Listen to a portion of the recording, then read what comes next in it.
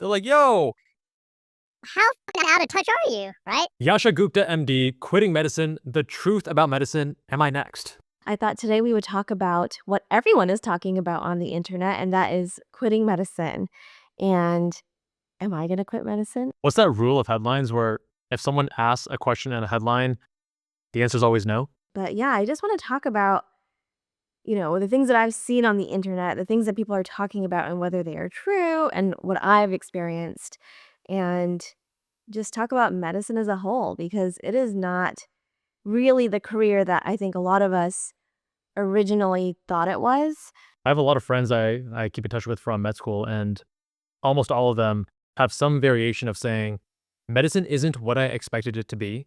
I still like it. I'm still happy with my decision, but I romanticized it and thought it was better than it was as a pre-med. And you'll actually recognize some of those names. One of the doctors who says that is Dr. Amit Pandey, who's been on the channel multiple times. And he enjoys his job as a hospitalist. He did an internal medicine residency. And I have another friend who's in cardiology, another friend in family medicine, another friend. Actually, the orthopedic surgeon does really love ortho, more so than everyone else. If you are anything like me, then you might think of medicine, at least like in ideal terms, as this sort of like glamorized specialty or glamorized life. You get to help people, which is the main thing. Keep in mind, I have two parents that are both doctors. And I mean, the caveat here is they told me from the very beginning, don't do it unless you really want to do it. Like, don't do it because we told you to, because we're not telling you to. So normally, Indian parents say children become doctors. Oftentimes, parents who are doctors tell their kids, don't become doctors. And when those two worlds collide, I guess in this instance, her parents said, don't do it. I feel like that is what we all sort of signed up for. Like, if you like science and if you like being in the OR and you like helping people, like it always comes back to helping people, right? If you like helping people, then this is a great job for you. Okay, let's be real for a second. I think the whole helping people thing is overemphasized because of virtue signaling. So in many jobs, you're going to help people, and helping people, even here's the thing. I believe that people fundamentally are selfish, and even these selfless, nice things we do are still, they have an undertone of selfish desires. And if you explore evolutionary biology, evolutionary psychology, I think some of these things make more sense, right? Which is that you're fundamentally doing it because you feel good and you gain status from doing so as well. So evolutionarily, we have evolved to want to help other people in our tribe because it imparts these, I guess, reproductive advantages, because we'll be favored by the group, et cetera, so that we're more likely to have our genes pass on to the next generation. But the reason people tend to emphasize this in terms of why they chose medicine is because of that virtue signaling, right? So when you peel back all those layers and you keep it just as real can be, yes, you're going to help people, and you should actually want to do that even for your own selfish desires because it makes you feel good. And why does it make you feel good? Because of that evolutionary programming. But you can also help people in many other fields.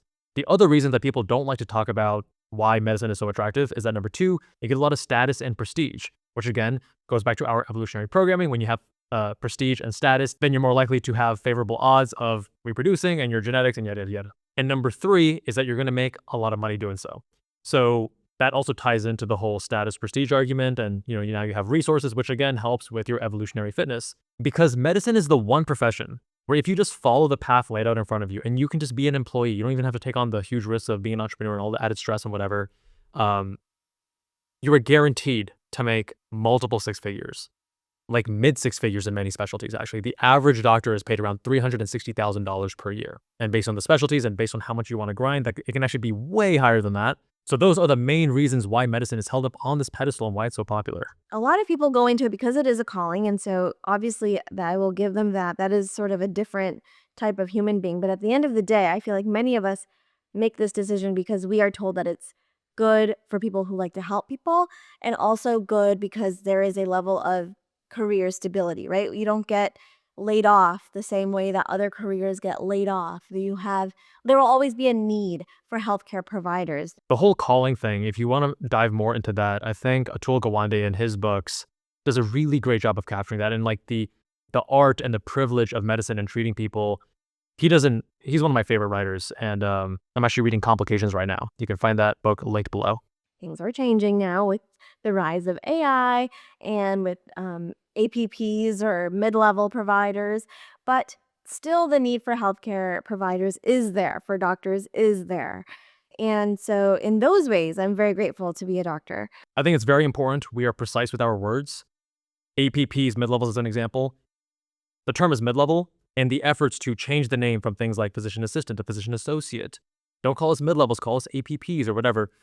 These are all attempts to obfuscate the lines and the distinction between a physician and a mid-level.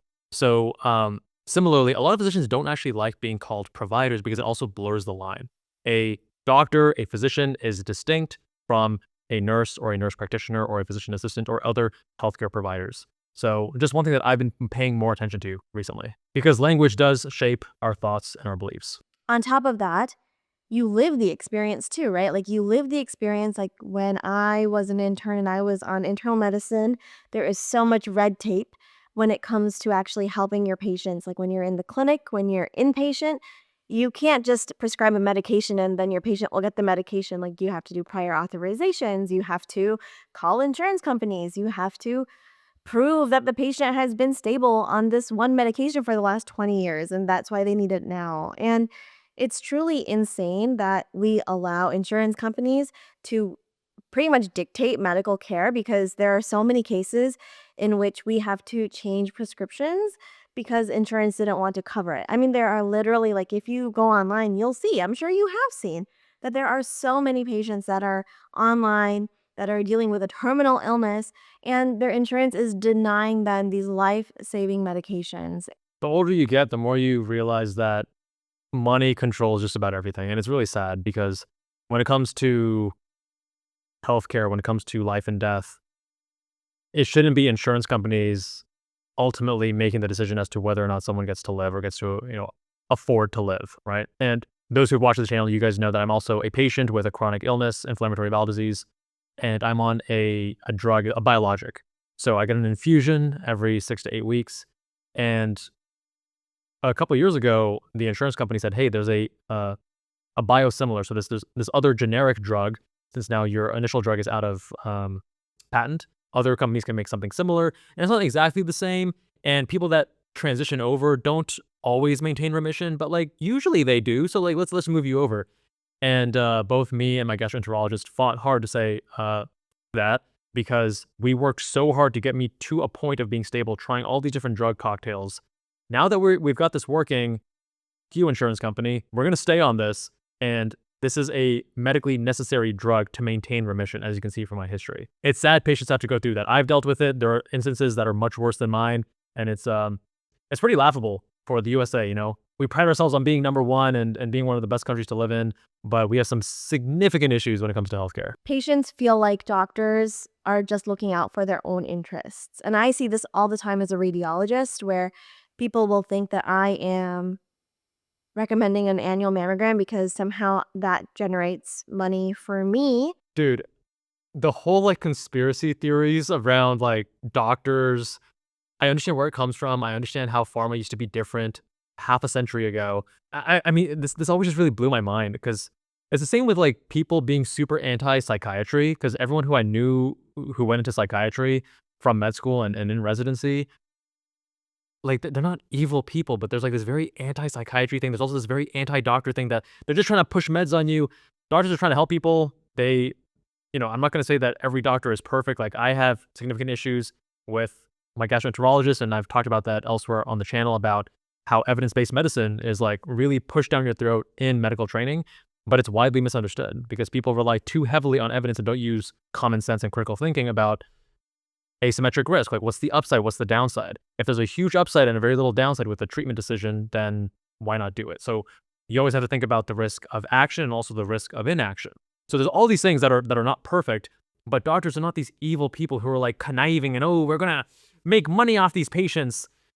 That's not the truth. At least I've never seen that. Yes, we make money by reading imaging studies. Like that is my job, is to read imaging studies. But I'm recommending a mammogram because it is the single most useful, single most proven in the literature modality for finding breast cancer. Radiologists are not hunting for more images to read. So There's no conspiracy here of them trying to push more mammograms, right? We're going based on the evidence to say what is the cost benefit analysis. I get colonoscopy screenings every 2 years, even though I'm 34. I've done like 7, maybe 8 now. Because after 10 years of having inflammatory bowel disease, you have an increased risk of colon cancer. So I'm not going to my GI being like, yo, why are you trying to make money off me, dog? Like what's up, man? Why can't I just wait until I'm 50 years old like everyone else? No, there's obviously a reason, and they stratify you based on risk, and there's certain intervals and stuff based on population data that helps us decide where is the optimal point for most people. Now, some people that are weird like me, we go a little bit more aggressive. I wear CGM. I do certain types of tests more frequently. And that's because I find it interesting. I want to take a very proactive approach to my health because I know what it's like to be stuck in a hospital bed for many days and lose 40 pounds in just, a week. And I don't want to get there again. So the guidelines are there for a reason. So that goes for every medical specialty. Like, oh, well, gastroenterologists just recommend colonoscopies because that's how they get paid. Well, no, that is the proven method for finding colon cancers. And no, those other tests like the fecal occult blood test, right? So seeing if there's any blood on this card, not anywhere close to as good as a proper colonoscopy. A sigmoidoscopy also not anywhere close to as good as a proper colonoscopy. When someone sort of feels like we are doing something because of the wrong reasons, I think that really hurts a lot of us. It's not even like insulting, it just feels like sad. And that is another reason why I could see a lot of people leaving medicine because it just feels bad, And I think after the pandemic, specifically, this sort of came to a head where people really believed that doctors were somehow gatekeeping, I don't know, these curative measures like ivermectin, and we were misinforming the public. That's not due to doctors as a whole. That's due to some very poor decisions on a broader scale from the CDC and such. So I'll tell you guys a quick story. In med school, you obviously learn the fundamentals about how viruses spread, right? How these contagious illnesses can spread. And the CDC talking about how masks are not effective as a means to just save masks for healthcare workers that needed it more was a lie. Even if the lie was possibly well-intentioned, it was a lie that just caused the public to lose trust, understandably so. And the story I want to tell you is I was doing this, I was part of this group, this course, and this must have been like March. So it was like beginning lockdown of 2020.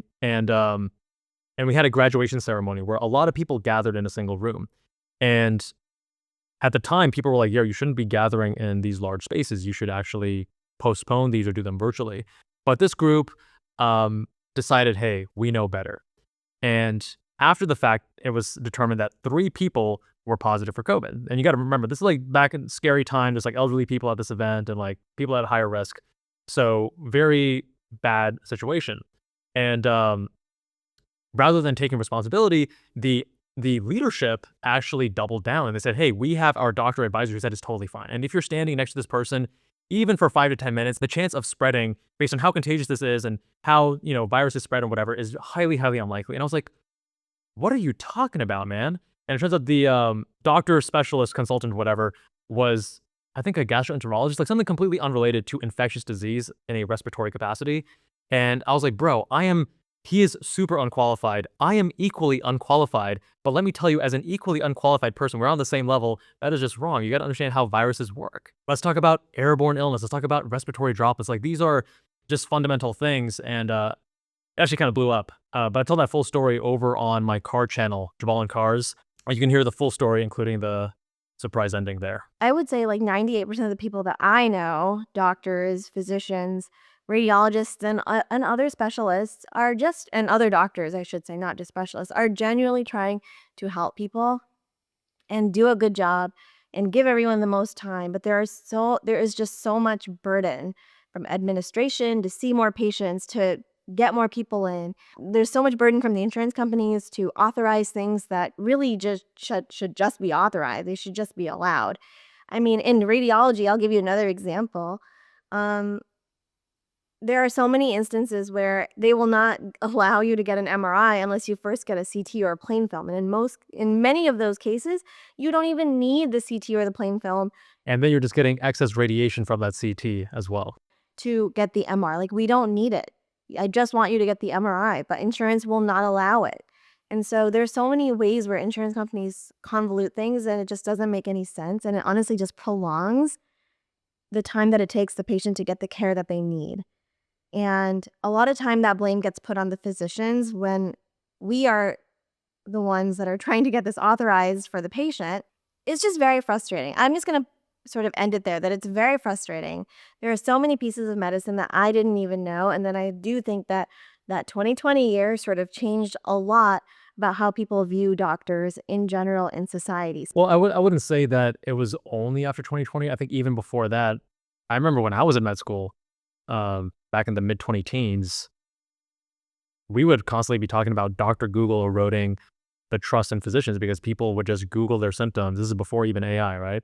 They would Google their symptoms and then think that they knew more than the doctor, and the doctor was wrong.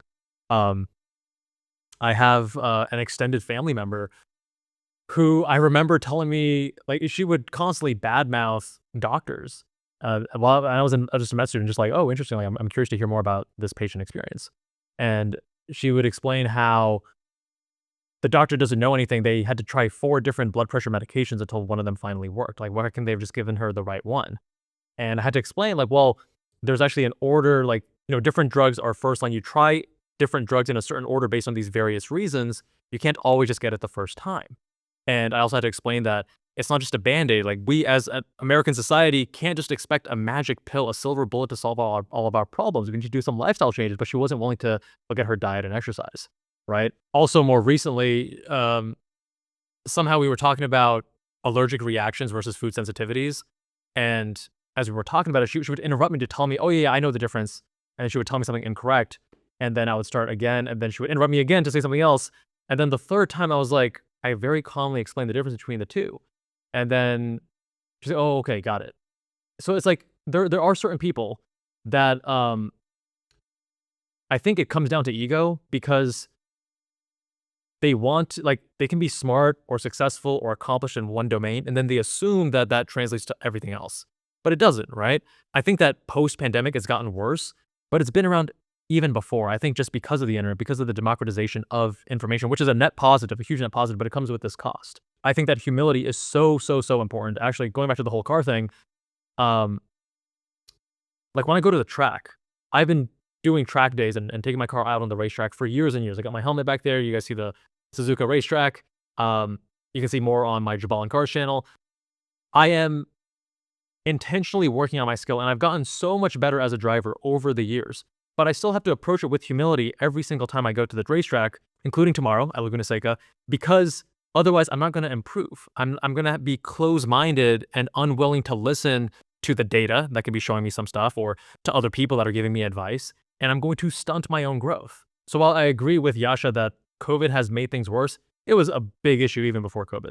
I mean, yes, you can make a lot of money. I'm not going to say you can't make a lot of money. You definitely can. You have to do things a certain way and you have to be in a certain specialty, but you can make a lot of money. It's all relative. The average doctor makes $355K, which is a lot of money. But yes, I know an EM doctor in Las Vegas who puts in extra shifts and he makes $1 million, right? But his lifestyle is not to be desired. However, the vast majority of doctors do not, especially for the amount of debt that doctors incur just to get to the point of being a physician. Okay, but even with the debt, if you have $250,000 in debt, but you're making $355,000 per year, it's not life-crushing to pay that back. Yasha's saying great things, by the way. I think Yasha's video so far is good, and I'm just like playing devil's advocate and trying to find the balance. So if in a video someone's talking on this end, I try to bring it back closer to the middle. Because I've made similar points about, hey, like, people that are going into medicine for just the money, think about the math, think about the opportunity cost. There are these things that you need to consider beyond just the salary that you're going to get when you're 33 years old. What about the years of your training, right? How much money would you be making? How much would you be investing? How does that compound, et cetera? We've done other analyses on the Med School Insider channel about that, which you can find up here and also linked below. But the truth of the matter is that why do doctors all around the world want to come to the US, but you don't see US doctors trying to flock elsewhere? It's because doctors in the US make by far the most money. And even with debt, the average med school graduate today walks out of med school with about $260,000 in debt, more than $250,000. But if they're making $355K on average after that, it's not great because you still got to pay taxes. You still got to support yourself and your family. And I'm not going to say that you can just pay it off in 1 year. People are like, oh, 355K, you can pay it in 1 year. No, you don't know how money and taxes work if that's what you believe. But you can pay it off in a handful of years. All of this to say it feels very imbalanced because we take on a huge liability to take care of patients because we genuinely care about our patients and we genuinely want to do a good job. But we don't get to decide how much we are paid for that work. And in fact, the government decides and the hospitals decide. We talk about doctor compensation in our RVU Explained video and how the government sets it, but then private insurance companies can have their own rates that kind of based on that. And it is actually quite complicated. And most of us in med school are never taught this. And I only learned this after graduating med school. And even talking to other residents, most of them were confused as well. And those that helped us with the video, we're very proud to make this piece of content because we know that it's very much needed. And there's a lot of confusion about how doctors are paid. You can find that right up here. And on top of that, people think that we are doing this for our own interests. And to that I say, like, why would I do this for myself? Like I said, as humans, we are selfish creatures. There is a total lack of work-life balance, right? You are on call on holidays, evenings. A lot of people take 24-hour call. You can take call from home. Sometimes you have to be in the hospital, depending on what specialty you're in. I will say the work-life balance equation is hugely dependent on your specialty and also hugely dependent on your practice type. So you will see within a given specialty, within internal medicine, you can have people that have incredible lifestyles in terms of work-life balance, time off on holidays, etc. Let's say your regular PCP doctor, right, who's just in the clinic. And then you can have others who are working in an inpatient setting, who are needed constantly. Like they need to staff the hospital constantly. So at any given time, someone is on call or is on a shift in the hospital. So it's both specialty and then also the type of practice you have within that specialty. It can really change things. Yasha is a radiologist, and radiologists have pretty good lifestyle. I think a lot of the burnout and the dissatisfaction with medicine is that the golden years of medicine are behind us. If you go back a few decades, back to when compensation was higher before inflation, right, compared to the median income, and also back to when charting wasn't such a huge burden, because right now all these EHRs, EMRs, electronic health records, electronic medical records, they're designed to optimize for billing rather than user experience. So when you use your iPhone or your Android phone or your MacBook or whatever, the way that you're using the computer is optimized for you to just get the work done that you want. You want to type an email and send it, or you want to do something on a spreadsheet. It's optimized just for you getting that thing done. But the EHRs, they're optimized for billing. So there's all these additional clicks you have to do. Yes, this, yes, that, code this, code that, so that the hospital can capture more revenue.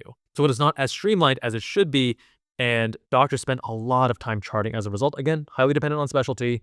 If you do want to learn more about that, I recommend The Digital Doctor, linked below. That was a book that really taught me a lot about what I know now about EMRs. Ultimately, these are things that people do because they genuinely care about other people. I don't think that people choose to work on Christmas Day or New Year's Day because they have some sort of like, I don't know, enjoyment on working holidays and missing out on family time. But you do what's necessary because you care about your patients, right? Well, I mean, you do it because it's part of the job requirement. And if you refuse to show up, then you can get fired. Yeah, there are also times when doctors are going to overextend themselves because they're like, well, crap, my patients need me. And if I don't do it, no one else is.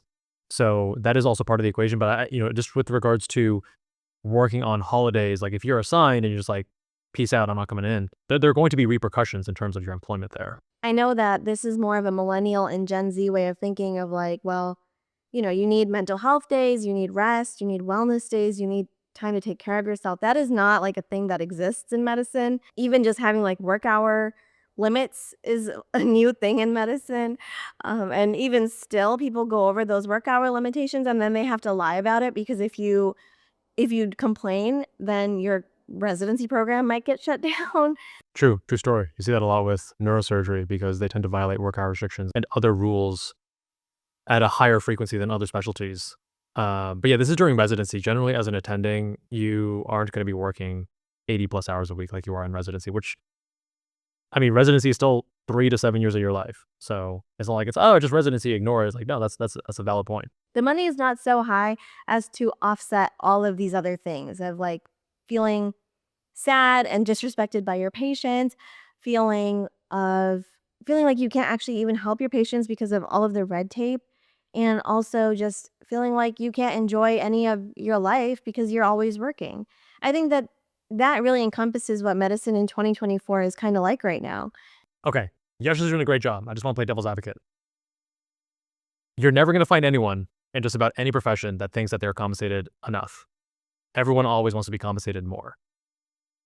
The average radiologist, I'm going to actually pull up specialtyrank.com, which shows you salary data of every single specialty for the last 10 years, and also other stuff about like match rate, step 2 scores, etc. So radiology, diagnostic radiology, as of 2024, $509,000.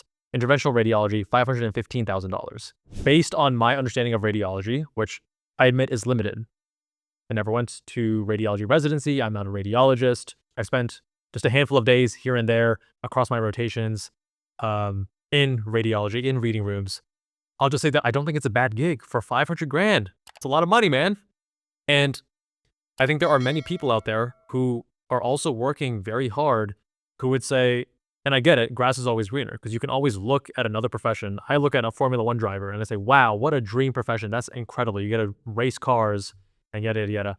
But I, as the outsider, am not able to appreciate all of the costs of doing so. The lack of privacy, the added stress, the crazy travel schedule and constantly changing time zones. Those kinds of things I don't appreciate as the outsider. I'm just like, oh my God, being a Formula One driver must be so incredible. So me as an outsider, not being a radiologist, but having gone to med school, right? And having some understanding of it, still not understanding the full picture, I still think that 500K per year for the average radiologist is not a bad gig, right? And I think that's why it is so competitive to get into med school, to get into residency in the US, and why doctors from other countries want to work here. So it's not a perfect system, but I think that other people who are not in medicine, when they hear doctors complain about, oh, we're not paid enough, we have 250K in debt, but then we only make 500K a year, they're like, yo, how fucking out of touch are you, right? So I think Yasha's doing a great job here. I'm just trying to, if she's on one end, I'm trying to bring it back to the middle because I think the truth in most things in life is somewhere in the middle. Life as an attending is definitely different than life as a resident. And so when I see people that are in residency quit residency, I definitely feel a sense of like, was that the right decision? Because I do think that it gets better. I do think that it gets better as an attending. You have a lot more control over your time. Oh, of course, attending life is night and day better than residency life. I don't think anyone reasonable is ever going to argue that. Of course, being an attending is better than being a resident. You can definitely block off important dates. You can block off things that are important to you. Obviously, a lot of times that will come at a financial hit. Like if you decide you don't want to take call or something, you will have to pay that back in some way, whether it's paying your colleagues to take your call or taking a job that pays less because there's no call. It's a really important point there. You have the autonomy with your schedule. So like I was saying earlier, part of it's your specialty, part of it is the job and the practice setting that you choose. So even within hospital medicine or within outpatient, there's going to be variation based on that job's expectations as to what your lifestyle is going to look like. But I mean, golden handcuffs, baby. Oh, I just got to work an extra shift or two here and there and I get paid X number of dollars more. Oh my God, I guess I gotta. And then I'm going to complain about my lifestyle, right? But I knowingly chose to do the job that pays me more and has not as good of a lifestyle. So it's just like, it's human nature though. I'm not judging anyone for doing that. It's just human nature and it's kind of ironic. We just need to be aware of it and control for that with our decisions to understand that, hey, this sounds fine now. I think that I'm going to act in this way in the future. We have this bias where I don't remember what this bias is called, but we tend to expect our future selves to be like the best versions of ourselves and we'll exercise more and we'll make these great decisions and we'll be so disciplined and have this great willpower. And then that future date comes and you look at your calendar and you're like, why in the world did I agree to doing this? Hell no. I'm going to skip this thing, right? So something similar happens when it comes to taking on the job that pays you more but has the worst lifestyle. Obviously, having some more money does help as an attending. You're not necessarily just living on 1/4 of the salary like you were as a resident. And that offers you a lot more freedom. Average resident is making $60,000 to $70,000 a year. Average radiologist is making 500. It's a lot less than 1/4. You can save, you can pay off those debts, which may be causing like financial stress. Those are all really important things in life. And so I wonder if like Now, obviously, the medfluencers that I see online that are quitting don't really need the money, it doesn't seem like. It seems like their influencing is creating a lot of opportunities for them and money. I will say that it very much depends, and people will oftentimes give the impression of it being better than it is or more lucrative than it is because that helps with their self-image, right? Unless that influencer is one of the biggest names, then they're probably not rolling in the dough as much as you think they are. One thing that I am always reminding myself is that there is a job stability in medicine that doesn't exist in other places. And I see this with tech specifically. Tech was like the big thing when I was going through. I hear about the hiring freeze. I hear about people being laid off like in huge numbers. And that makes me feel very grateful for having a stable job that I actually like. One thing I want to say is that it's so easy to talk and compare different career paths in the abstract to say this one has better job stability, income is this, opportunity for growth is that, risk is this. But what people fail to understand is that if you are going into something that you are truly passionate about and that aligns with your values and your skill set and the way that you think, and what feels hard to others feels easy to you, you're going to stand out and then you're going to be the top of the field. And then you're not going to be the average in that specialty. You're going to be at the top 5%. And that completely changes your career trajectory, right? So, I think the average person who goes into medicine is going to look very different than the average person who goes into acting. People who go into medicine are on average going to be very risk averse. People who go into acting are going to be very risk tolerant on average. Similarly, someone who goes into computer programming, I think, is going to be different, or into engineering is going to be different. So when you're talking about these different careers, don't overly emphasize just comparing them. Understand how you fit into that picture, because how does your skill set fit in? Like, I could have tried doing acting when I was younger. I don't think I have the skill set for that. I think I would have been one of the many failed, hopeful actors that would ultimately regret the decision of doing that, right? I wouldn't be, based on my skill set, based on my lack of loving acting, I would not be one of those 0.01% actors that actually make it big and have a great, successful, lucrative career. Absolutely not. And the same goes with tech. So even though there is a hiring freeze, even though there are so many layoffs in tech, the top people who are actually really good at what they do, their jobs are stable. And a lot of companies are still fighting for them and giving them raises and these very insanely competitive multi-million-dollar per year offers, right? Because they're at the top of their game. So think about it. Imagine you're the high school hopeful who loves programming, but you decide medicine is the right career path for you because it's safer and lower risk and whatever. But you could have actually been that super top end programmer that would have job security just by the fact that you're so good at what you do. And that person might have been a lot happier in computer programming. So I just want you guys to see how you fit into the equation. Don't just talk about the abstract only. And the next thing is actually making like an educated decision about the specialty that you go into, because there are obviously so many range of specialties and subspecialties, but there are some that are just going to be worse than others when it comes to lifestyle and money. Primary care, unfortunately, pediatrics, unfortunately, are generally just paid less than other procedural specialties. So if money is an important factor to you, maybe you shouldn't choose one of those lower paying specialties. If you really value your work-life balance, and maybe choosing like trauma surgery is not a great option, or maybe OB is not a great option because babies are delivered at all hours of the day. And these are things that like definitely took into account when I was making a decision. Things that you don't necessarily see until you are a resident are like the areas of red tape, insurance issues, things that require the day-to-day work of an actual doctor instead of just shadowing someone, because then they go into their office and you don't know what they are doing. But Yeah, there's going to be red tape in just about every specialty. If you really want to avoid red tape and that really bothers you, then you're going to want to have your own practice and going to something that is like concierge medicine, doing something that is cash-based, like a lot of aesthetic plastic surgery. That's a more reliable way to get around that. I care a lot about people choosing the right specialty because there's a lot of misinformation there, and I think it can lead to significant unhappiness. So we have 2 series. One is called So You Want to Be, and it's on the Med School Insiders channel.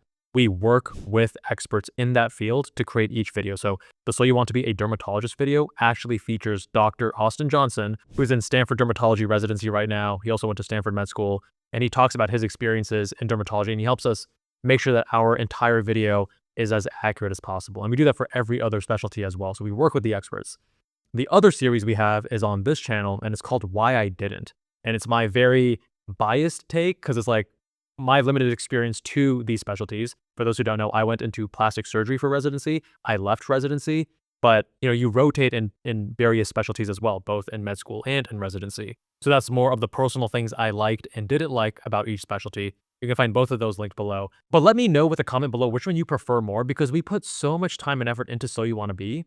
But I recently traveled to Italy and Switzerland, and I actually met some viewers there who just recognized me in the street and said hello, which is super awesome every time it happens. Shout out to Roman in Zurich. And one thing that stuck out to me is that they mentioned they valued the Why I Didn't more than the So You Want to Be, because Why I Didn't is an actual person's opinion, whereas So You Want to Be is a bit more of an objective overview, and it's more factual, it's more accurate, it's more comprehensive to teach you everything about a specialty, but it doesn't have my opinion. So I actually thought So You Want to Be would be more valuable, but they were saying that Why I Didn't was what they preferred. Let me know with the comment below. Which one do you prefer? In reality, they're on hold for 40 minutes waiting for someone to pick up their call about, prior authorization. And I think that that stuff should be taught to medical students, especially financial literacy should be taught to medical students so you know how much you really need to make a good living. It's not even about knowing how much you need to make a good living. It's about whether or not you make a good living or a not so good living. Whether you're going into pediatrics, $220K per year, or neurosurgery, $760K per year, or something in the middle. How do you make that money grow and work for you and give you stability for yourself and your family into the future, so that you aren't constantly having to be on this hamster wheel and constantly making money every single year, that you can eventually retire or dip into your investments and have those investments support you? So unfortunately, I did not get that education when I was a kid. None of us get it in school. I didn't have some mentor that taught me the way, but I just read a lot of books. At the end of med school, I read White Coat Investor, several other books, got on various subreddits that were all about finances. So like every day when I'm on the toilet, just chilling, going through these finance subreddits, just learning and absorbing. And it taught me a lot. And I am so grateful now because it has allowed me to pay off my student loans. I paid for my own college, my own med school. Those are all paid off. I have a house. I'm in a position that is much better than it would have otherwise been had I not done that. And it's actually one thing that I'm very passionate about. If you guys are interested in a little finance mini course, then check out the link in the description. We're soon to release this big project that I think is going to make some waves. I'm pretty excited about it. And check it out with the link below, and you can sign up for the waitlist. And you can also learn more there about the finances mini course that is going to address all those questions you have and set you up and save you the years that it took me, at least, to learn all those little details of how to optimize your backdoor Roth IRA and optimizing your investments and tax loss harvesting and all those things. But that being said, if you ask me as a resident if I would quit, I feel like I would have been much more likely to say, yeah, I would quit in a heartbeat, because residency is much different than real life for me. I think for everyone. Although you will find attending doctors in certain specialties who regret their decision, right? If you look at recent surveys, it's about half of doctors. But it also tends to cluster in certain specialties more so than other specialties. Radiology is known historically for being more of a lifestyle specialty. They call them the road specialties: radiology, ophthalmology, anesthesiology, and dermatology, for having great lifestyle, paying really well. You're not as stressed as the average trauma surgeon or neurosurgeon, and yet you're making close to the same amount of money. And I also think for my husband, he's a ENT surgeon. He has his own practice. And I think that, I don't think he would ever say that he would quit, because I don't think he would ever quit. The thing about starting your own practice that I want you guys to keep in mind too is don't compare yourself to other people just in your profession and assume that you can always do the same thing. So generally speaking, like I know a handful of people that have started their own practices. Normally you're going to have to be a bit older to start your own practice, unless you're able to get some support in doing so, because most people are going to have, again, if they don't have support, they're going to have student loans to pay off. And that is going to take you several years. To start a practice is very, very expensive. It's not a cheap or economical endeavor, right? And you may not even make money in the first year. So from what I've seen, people that are able to start their own practices, especially soon after finishing their residency, they normally have significant family support. And I want you guys to keep that in mind when you're planning your own lives or trying to envision what you have for yourselves, because most of us don't have that support. That's like the reality of residency life, is you have very little you have very little vacation time. You're always working, you're taking call, you're on nights, it's just a different like life. And now I got to choose my job where I don't have to do nights, I don't have to do evenings. I work when I don't work when I want to work. I mean, I work 3 days a week. I don't work weekends. And it's just completely different and it has totally changed my mindset about medicine. So, Again, based on your priorities, you can choose the kind of job you want. So she's working 3 days a week, which is like that's pretty chill, having a 4-day weekend every week. And, that makes it a lot easier if you also have a dual physician income household.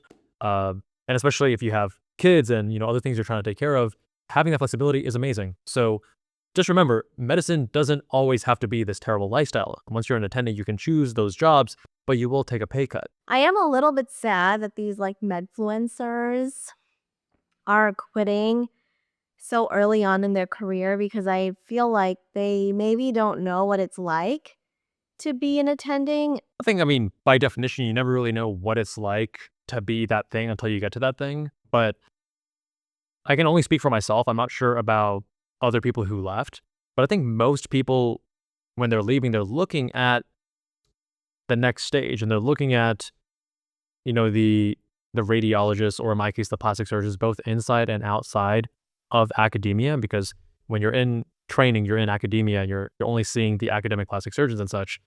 But you want to look to their futures and then make your decision there. You don't just kind of blindly assume that the rest of your life is going to be residency. So, I think when people hear other people quitting, they oftentimes oversimplify it into thinking that, oh, you must not have liked it. And that's not always the case. And if you talk to various people, again, I'm not going to speak for other, YouTubers or other content creators who have left medicine, but oftentimes it's not that they didn't like it or that they hated it or that they couldn't stand it. It's that they had other things that were drawing them as well. And unfortunately, we all only have 24 hours in a day, so you have to make some hard decisions. And I'll talk about my own hard decision in the video that I explain, why I quit plastic surgery after working so hard. Like, it was confusing. I was like, wait, I worked so tirelessly to get here. How could I leave this thing that this is confusing. What's going on? But I just had something else that was pulling me further. And the funny thing, I mean, as a counterpoint to what Yasha is saying, is that there are so many other benefits to having left medicine that I never appreciated when I was even making the decision. And now that I'm out and I look back, it's actually strange for me to think like, wait, why was that such a hard decision? But when I put myself back into those shoes, I'm like, oh yeah, I didn't understand the upside.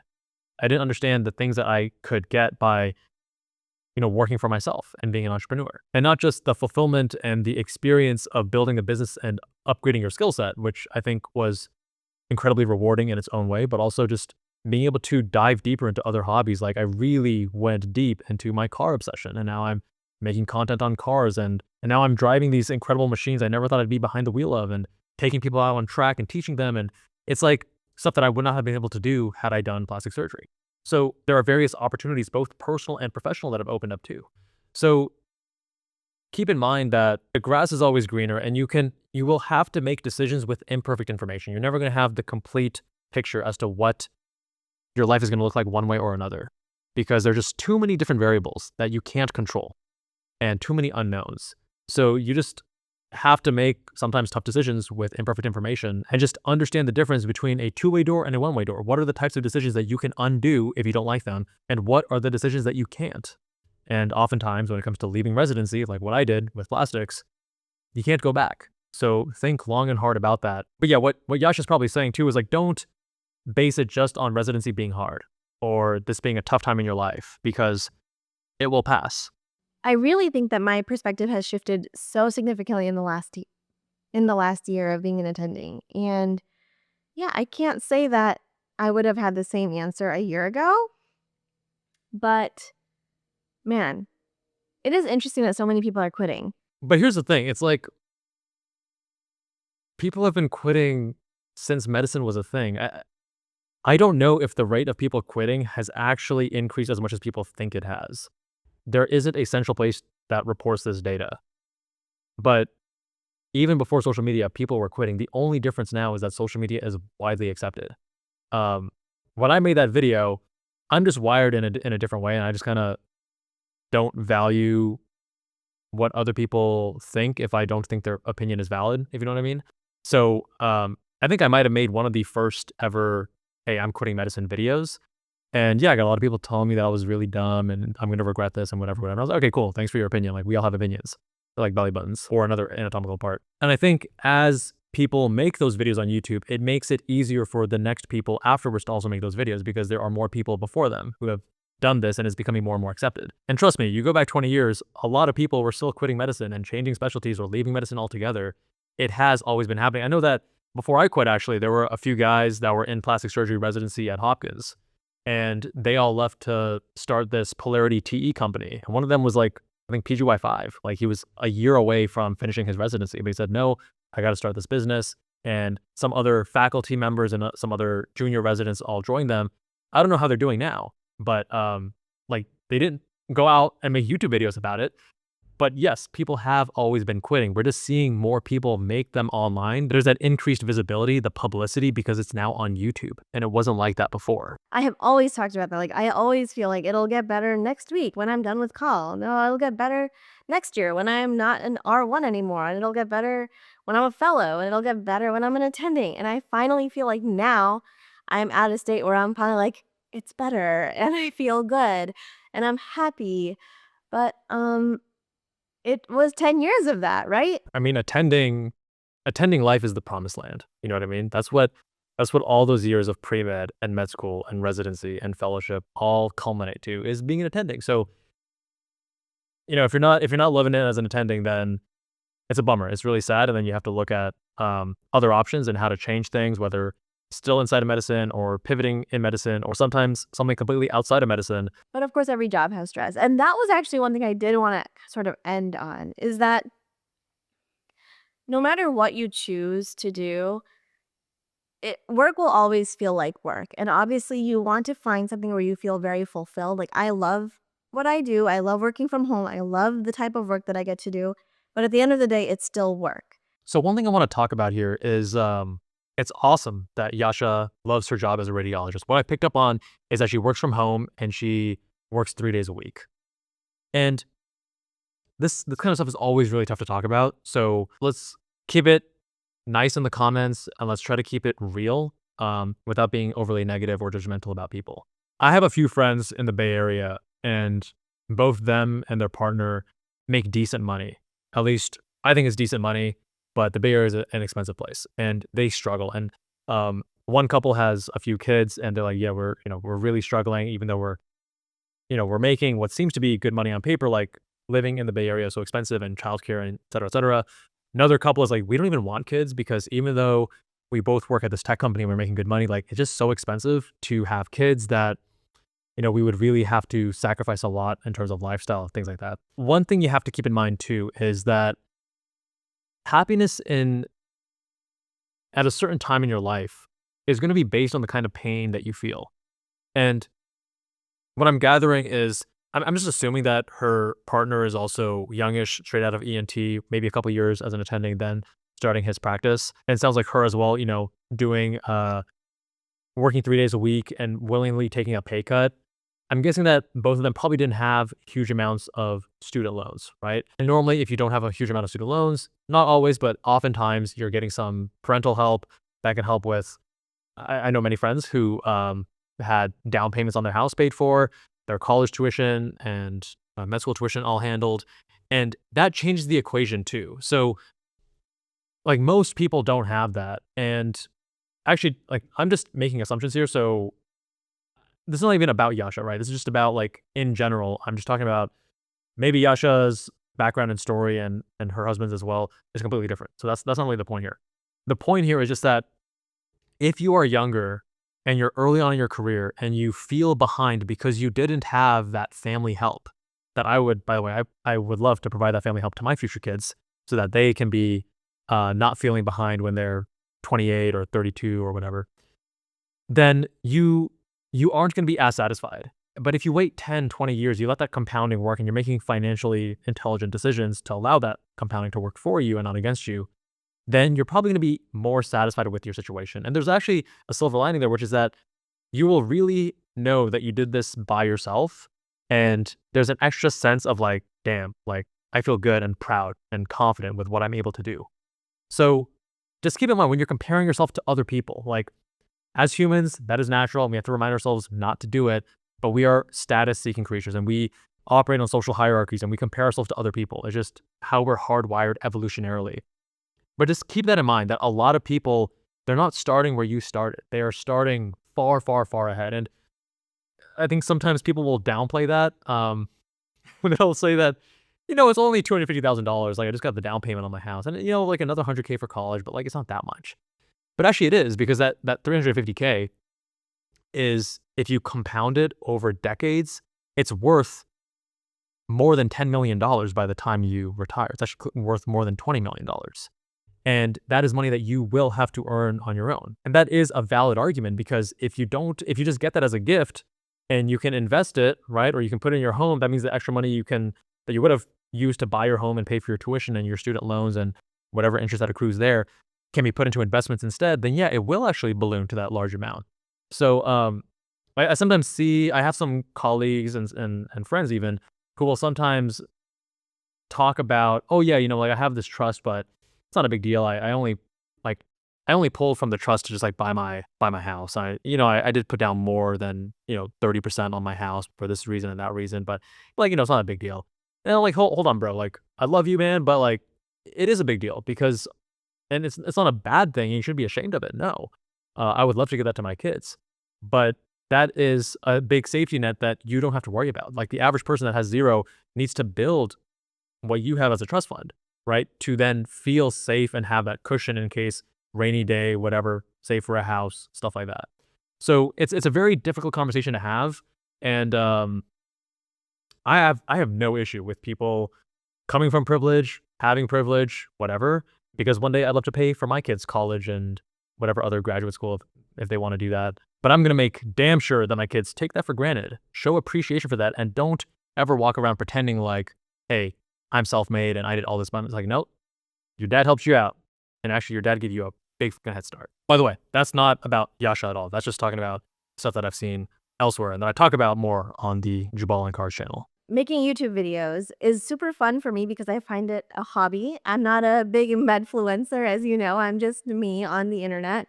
And even still, sometimes if I haven't thought of a video idea or if I haven't like done something or I have to create a social media post or something, it can still feel like work. And so I imagine if that was actually my work, I would be like, man, I have to work. You know what I mean? Like, I feel like work is always work. The reason work is always work is that you put the pressure on yourself to then grow or make money or put food on the table, whatever. So the car stuff, I love doing the car stuff, but I'm never going to make it my full-time gig because I want to keep that magic alive.